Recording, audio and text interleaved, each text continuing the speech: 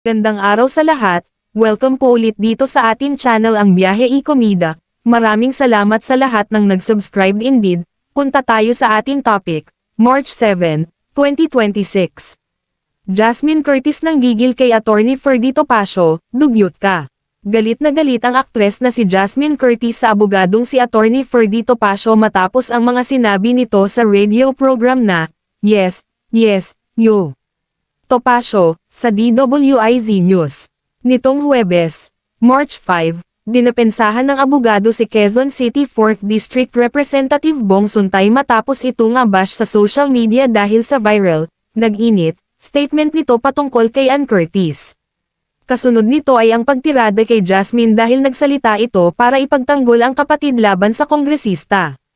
Pinuna ng abogado ang pagsusuot ng aktres ng bikini photos at pagbabandera nito ng mga larawang sexy sa social media. Kayong mga artista, mga ganyan, ikaw, Jasmine, bakit ka nagpo-post ng bikini pictures mo sa social media, sa mga pahayagan, hindi ba para ikaw ay pagnasahan, para ikaw ay sumikat? Saad ni Topacio. Samantala, ang naturang video clip ni Topacio na kuha mula sa kanyang show ay ibinahagi ng aktres sa kanyang Instagram story. Yo, what the actual? What the? Dugyot ka. Gigil na sabi ni Jasmine. Bukod sa mga pahayag ng abogado laban sa aktres ay ipinagtanggol rin nito ang kongresista at iginiit na walang mali sa sinabi nito. Yung iniisip mo, hindi ka pwedeng, hindi criminal offense.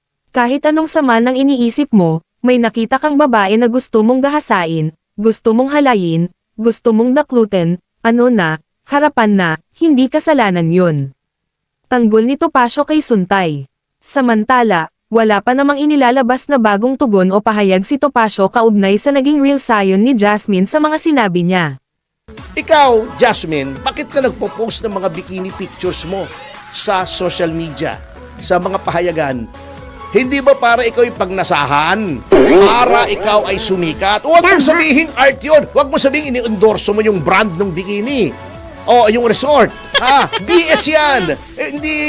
Hindi kami mga ungas dito para maniwala sa'yo. Yung mga artista dyan, sina Ivana Alawi, bakit sila nagpo-post? Di ba para views? Bakit sila tinitignan? Magandang babae, sexy, di pinagnanasahan ng mga lalaki.